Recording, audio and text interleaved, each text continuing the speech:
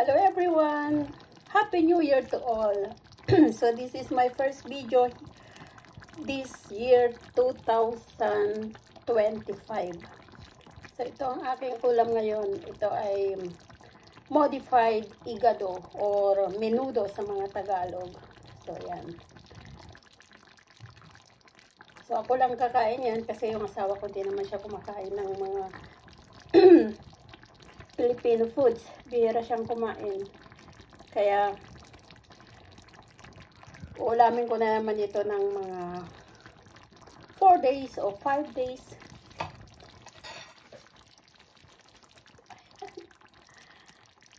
And with rice.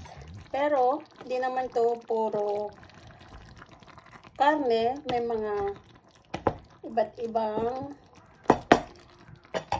vegetables. So, meron siyang potato, carrots, green beans, at paprika. So, ayan. Kain na tayo. Mananghalian na tayo.